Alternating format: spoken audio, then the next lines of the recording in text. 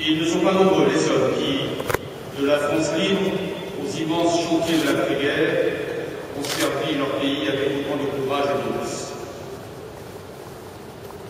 Ils ne sont pas nombreux ceux qui, des palais de la République, aux grandes causes de l'action sociale, ont défendu leurs idées avec autant de puissance et d'ardeur. Et bien d'autres ont eu un aussi grand souci des autres. Ce matin, aux Invalides, la nation rend hommage à Robert Galet, qui fut l'un de ses hommes. La première vie de Robert Galet est marquée par la guerre. Né au lendemain de la Première Guerre mondiale, il en porte le souvenir de son père, médecin militaire de la France. Il grandit dans le culte de la nation. L'époque, qui est bientôt celle des accords de Munich, avive encore son patriotisme et le prépare au devoir des armes. En septembre 1939, devant la déclaration de guerre, le jeune Robert, qui vient d'avoir son baccalauréat, est tenté de s'engager. Mais, convaincu par son père de devenir officier, il entre au lycée de Grand replié à Bayonne et prépare là l'école polytechnique. Tandis qu'il étudie, le destin de la France échappe à ses armées. Et le 17 juin 1940, quand la loi de Pétain prend possession du pays, la honte le saisit. Il enrage de n'avoir pas combattu. Surtout, il refuse la défaite. Il n'a pas 20 ans lorsque, le 21 juin 1940, sur le port de Saint-Jean-de-Luz, il tente de s'embarquer sur le Jean Sobieski. C'est un paquebot réquisitionné par l'armée polonaise qui, parmi les derniers, n'a pas fini avec la guerre. Une première fois, il se fait éconduire. Alors, dans ce désordre de courage dont a parlé Malraux, il marchand d'un uniforme à des hommes du bord, et il est descendu à pied. Déguisé en soldat polonais, faisant mine d'être ivre, pour n'avoir pas à Paris, trompe la vigilance des forces du maréchal et s'embarque dans la cour. La guerre, faut-il le rappeler, n'est pas encore ce qu'elle fut. Rien alors ne laisse présager le formidable basculement que permettra la France libre. Sa première nuit en mer, il la passe en travers du Broussy dans le roulis du Flacco. Il ne parle pas la langue de ses combattants venus de l'Est de l'Europe. Avec eux, il partage seulement le refus de la défaite et l'énergie de combattre. Il ne sait même pas où ils vont. Et puis, connaît-il seulement le général? Il aurait pu aborder en Afrique pour se battre pour tout. C'est à Londres qu'il débat. Le 6 juillet 1940, enfin, il s'engage auprès du général de Gaulle. On lui propose une école d'officiers, il la décline. Il a trop attendu, il veut se battre. Sous le matricule 596 des forces françaises libres, l'histoire peut commencer de s'écrire. Il fait une guerre exemplaire. Enrôlé comme homme durant au sein de la première compagnie de chars, son sergent s'appelle alors Raymond Aron. Il en deviendra le commandant après l'épopée africaine du général Leclerc. À Liverpool d'abord, le deuxième classe Galet est fier d'embarquer ses héros. Les Allemands savaient qui ils étaient, et pour lui, c'était la preuve, déjà, que l'armée gaulliste commençait d'exister. L'épreuve du feu vient au printemps 1941, lorsqu'au terme d'une première traversée de l'Afrique, sa compagnie s'engage dans les combats fratricides de la campagne de Syrie. Bien vite, il ne reste que 2 chars sur les 14 que les Français libres ont positionnés face aux forces de Vichy. Et dans la plaine de Damas, il entre dans les coulisses effroyables de la guerre, en voyant mourir plusieurs de ses compagnons d'armes.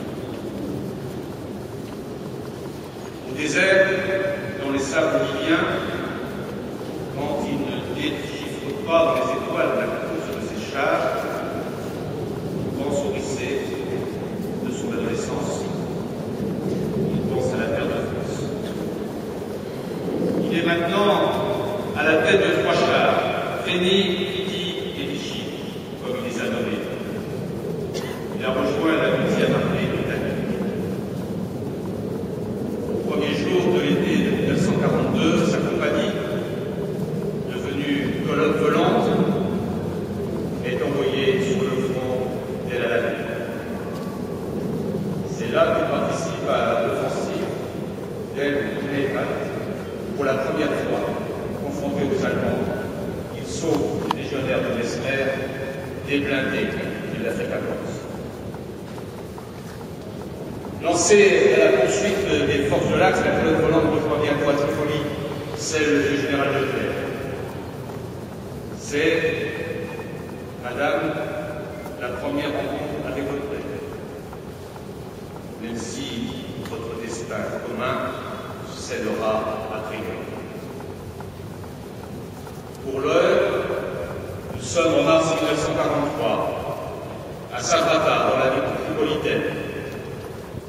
Le 512e régiment de chars est constitué au sein de la 2e brigade. La légende est en marche. Et aux victoires africaines éclatantes, décisives dans la marche du conflit, succède l'impatience du département entre le Maroc et l'Angleterre. Le 1er août 1944, enfin, la 2e DB débarque à Utah. Cette histoire-là est collective. Mais les faits d'armes de Robert Banet dans la campagne de France, où est sortie la libération, ont franchi les années. À y coucher, il prend 4 troncs sur l'ordre et tient la position à Chevroincy dans sa paix des Allemands. C'est là qu'il fait preuve du grand courage, en dirigeant à pied l'offensive d'un de ses chars contre un char ennemi. Le 23 août, il fait mouvement vers Paris. Le 24, il prend Longjumeau et détruit des positions de canon 88 sur Massy, Palaiseau. Le 25 août, le voilà pour Paris, quelques heures avant que le général de Gaulle ne descende les Champs-Élysées, escorté du triomphe de la foule. Il engage ses chars sur la place de la Concorde. Il est à 1 kilomètre de ce lieu, et dans la cour d'honneur des Invalides, le 25 août 1944, l'air vibre de cette ultime bataille avec les frontières ennemies. La guerre n'est pas finie. Les mois qui lui restent sont éprouvants. Il ira jusqu'au bout, échappant plusieurs fois à la mort dans les batailles de Lorraine et d'Alsace. Surtout, il prend toute la mesure des atrocités commises par les nazis. Son père, il retrouve le temps d'une permission, lui parle longuement des rafles que les Juifs ont subis. Il évoque le massacre des habitants de Buchères, près de chez eux.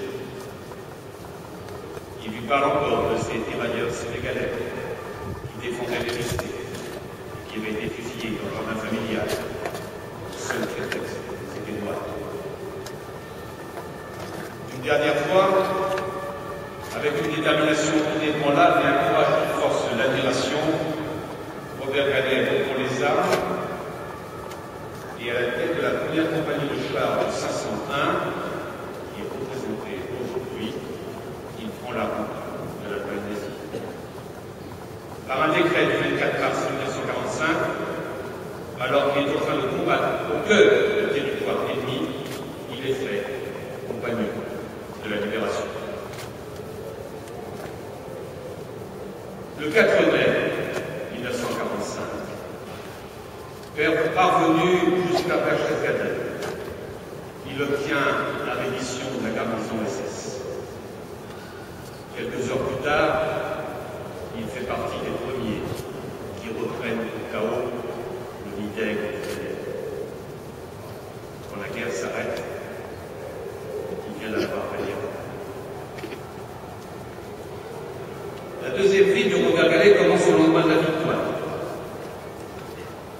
Sans tarder, l'état-major du général Leclerc lui propose de partir en Indochine. Mais celui qui vient de libérer le territoire national considère que son devoir au sein des armées a été accompli. Pourtant promis à une brillante carrière d'officier, il fait le choix de revenir à la vie civile. 5 années après avoir fait maths sup à Bayonne, il reprend ses études à l'endroit où il les avait laissées. Il s'inscrit à maths sup. Reçu major à l'école centrale, diplômé de l'École nationale des pétroles et des moteurs, sa carrière d'ingénieur prend son envol lorsqu'en 1955, Pierre Guillaume, ministre des Armées, l'appelle au commissariat à l'énergie atomique. La France des années 50 s'est lancée dans l'aventure du nucléaire. Il en sera l'un des grands artisans et aussi l'un des plus ardents défenseurs. Il partageait avec le général de Gaulle l'idée que la souveraineté nationale passerait d'abord par la dissuasion nucléaire. La construction des usines de Marcoule puis de Pierrelatte, prouesse scientifique et clé de voûte du programme nucléaire français, reste sa fierté la plus grande. L'ascension continue, parvenu au milieu d'une carrière d'ingénieur brillante, il est de cette génération appelé en politique par le général de Gaulle au lendemain de mai 68. Ministre sans discontinuité jusqu'en 1980. Il sert 3 présidents et continue de s'engager dans les grands chantiers de son époque. En 1966, le Premier ministre Georges Pompidou lui a déjà confié la direction du plan calcul qui visait à doter la France d'une industrie informatique. En 1968, il s'occupe successivement de l'équipement et du logement, de la recherche scientifique et des questions atomiques et spatiales. À partir de 1969, comme un hommage indirect à sa grand-mère, qui fut la première femme receveuse des postes, il est ministre des Pétroles. Chargé ensuite des transports puis de la coopération, il fait un séjour remarqué au ministère de la Défense à partir de 1973, lorsqu'il prend la succession de Michel Debré, puis à nouveau en 1980 jusqu'à la fin de cette année. Les combats de la France libre à ses mandats de parlementaire, la fidélité au gaullisme a marqué chacun de ses engagements. Au lendemain du référendum de 1969, au moment de prendre congé de la vie politique, le général de Gaulle prenait le temps de lui écrire « Mon cher ami, sachez que tout vous estime personnellement a un rôle considérable. Et soyez certain que votre âge, ainsi que votre valeur, vous permettent de rester entièrement vous-même et par conséquent des autres. Ce rôle considérable, c'est sans nul doute à Troyes et dans son département de l'Aube qu'il l'a rempli avec de faire preuve. Mais, après avoir été ministre, cet engagement local fut la consécration de sa vie politique, quand d'autres l'auraient fait passer. Pendant plus de 23 ans, il s'est consacré à sa ville de Troyes, à ses habitants, attentif à leurs difficultés, audacieux dans ses initiatives, avec toujours un grand souci des autres, car il avait aussi cette passion des autres, en plus de la passion de la France. La troisième vie de Robert Gallet est plus secrète. Elle appartient à Jeanne, son épouse. Elle appartient à ses enfants, Philippe et Alexis, qui ont hérité de lui la flamme du gaullisme. Au village des lycées, il est toujours revenu, à distance des tumultes et au contact de cette forêt dont il avait tant besoin. Aux milliers de papillons dont il faisait collection. C'est la troisième vie la plus secrète.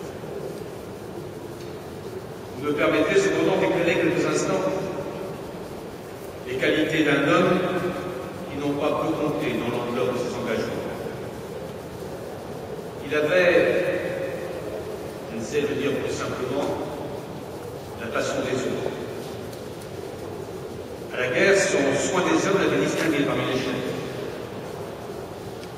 70 ans après, il n'avait oublié aucun prénom, aucune des histoires de ceux qu'il avait partagé dans les forces françaises libres, la vie et les combats. Catholique, à jamais marqué par les traumatismes de la guerre, il a beaucoup œuvré pour le rapprochement avec la communauté juive. Maire de Troyes, il fut la cheville ouvrière de la création de l'Institut Rachid. Il a reçu le prix de l'amitié judéo-chrétienne en 1984. Son dernier combat, celui qui peut-être nous ressemblera le plus, il le livrera contre l'exclusion. Avec les missions locales, associations qu'il avait créées à travers toute la France, dont il s'occupait à Troyes en particulier, il voulait répondre aux difficultés d'insertion des jeunes en leur offrant un accompagnement global, qui était pour de la formation comme de la santé, du logement comme de la recherche d'emploi. Il y a un an encore, pour une autre association dont il était à l'origine, Boutique Boulot, il continuait de s'occuper de l'insertion des jeunes filles. Sa fierté, c'était le nombre de stages qu'il a trouvé armé de son seul téléphone. Un compagnon de la Libération, 8 fois ministre, s'enorgueillissait de tenir la permanence de Boutique Boulot à Troyes, comme s'il n'avait pas tout ça.